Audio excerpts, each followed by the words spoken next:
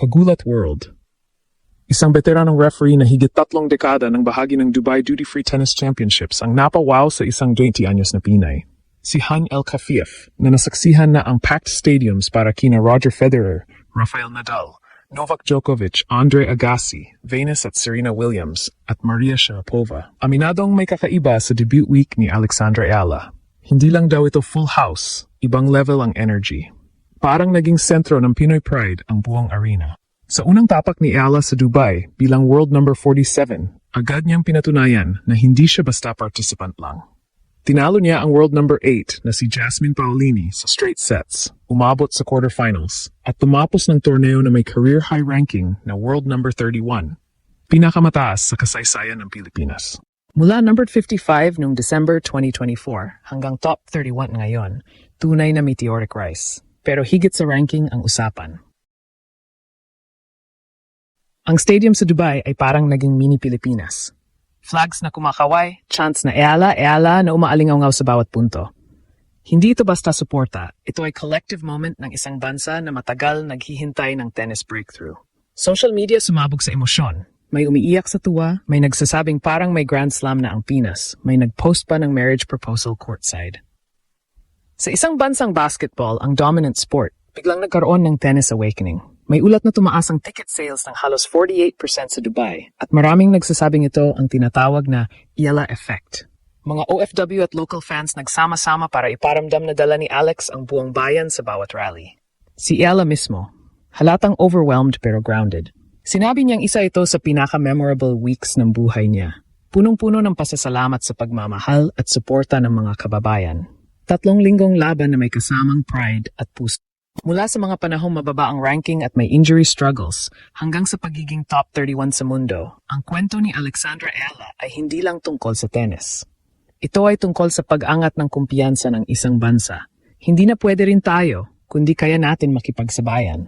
Ngayon ang tanong, hanggang saan ang mararating niya? Grand Slam ba ang susunod? Mas mataas pa sa top 30. Isang bagay ang malinaw, nagsimula na ang tennis revolution. Pilipinas, handa ka na bang maniwala? Isang referee na mahigit 3 dekada ng bahagi ng Dubai Duty-Free Tennis Championships ang aminadong natigilan at hindi ito dahil sa isang Grand Slam champion. Si Han El Kafiev na nasaksihan na ang pinakamalalaking pangalan sa tennis tulad ni Roger Federer, Rafael Nadal, Novak Djokovic, Andre Agassi, Venus at Serena Williams at Maria Sharapova ay nagsabing may kakaibang enerhiya sa debut week ni Alexandra Ayala. Sanay siya sa packed stadiums at deafening cheers. Pero ayon sa kanya, very different ang atmosphere ng maglaro ang 20 anyos na Filipina.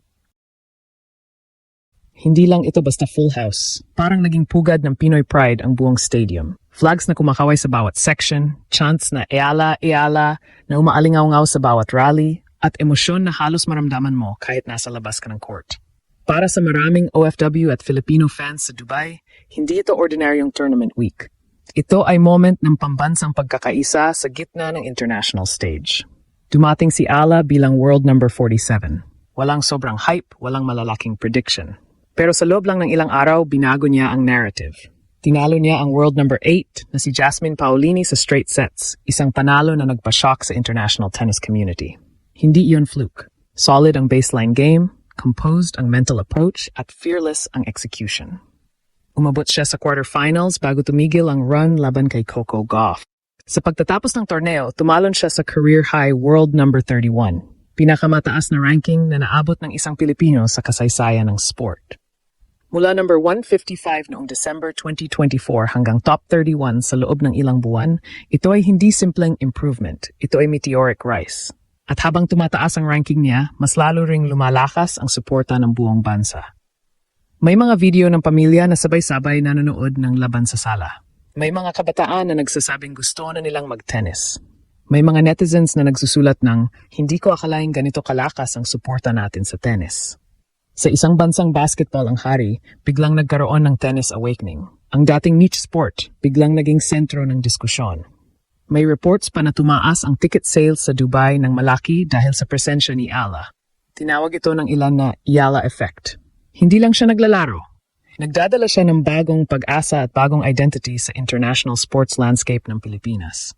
Si Ayala mismo ay nanatiling ground. Sa kanyang mga pahayag, ramdam ang pasasalamat sa suporta ng mga kababayan. Sinabi niyang isa ito sa pinaka-memorable weeks ng kanyang buhay, punong-puno ng love at pride. Hindi lang ito personal breakthrough, ito ay kolektibong tagumpay. At ngayon, malinaw ang tanong, kung ganito na ang epekto sa isang WTA 1000 event, ano pa kaya ang mangyayari kapag mas lumaki pa ang entablado? Ito ba ang simula ng mas malaking yugto sa kasaysayan ng Philippine tennis? Global impact, ramdam na ramdam. Hindi lang sa Dubai nag-ingay ang pangalan ni Alexandra Ayala. Sa Pilipinas, sa social media at sa mga komunidad ng OFW sa iba't ibang bansa, isa ang usapan, ang 20 anyos na Pinay na unti-unting binabago ang imahe ng bansa sa mundo ng tennis. Ang dating tahimik na presence ng Pilipinas sa sport na ito ay biglang naging sentro ng atensyon. Pagkatapos ng panalo niya laban kay Jasmine Paolini, maraming international analysts ang nagsimulang magtanong. Sino ang batang ito na may ganitong composure laban sa top 10 player? Hindi siya nagpakita ng kaba, hindi siya nagmadali. Ipinakita niya ang maturity sa shot selection at ang tibay ng mental game sa crucial points. Kahit sa quarterfinal loss kay Coco Gauff, hindi siya na-overwhelm. Lumaban siya point by point, rally by rally. Sa social media, sumabog ang suporta. May mga nagsabing parang may Grand Slam victory na ang pakiramdam. May mga video ng fans na halos mayak sa tiebreak moments. May mga post na nagsasabing, akala ko basketball lang ang laban natin globally, pero may tennis na tayo ngayon. Ito ang emotional shift mula sa pagiging underdog nation sa tennis hanggang sa pagiging contender. Ang ranking jump niya sa world number 31 ay hindi lang numero. Ito ay simbolo ng progress at consistency. Mula sa pagiging outside top 100, ngayon nasa pintuan na siya ng top 30 barrier. At sa edad na 20, marami pang taon para umangat. Ang trajectory niya ay nagpapakita ng tamang development pathway, junior success, steady climb sa pro circuit, at breakthrough performances sa big tournaments.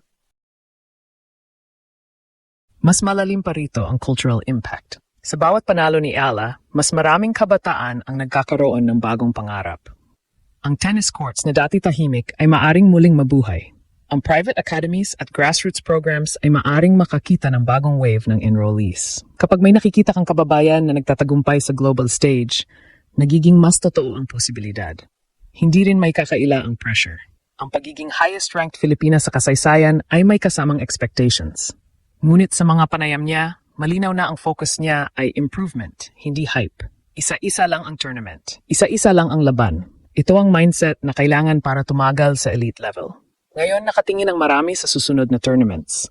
Mas malalaking stage, mas matinding competition. Ngunit isang bagay ang malinaw. Hindi na siya basta racing prospect. Siya na ngayon ang mukha ng bagong era ng Philippine tennis.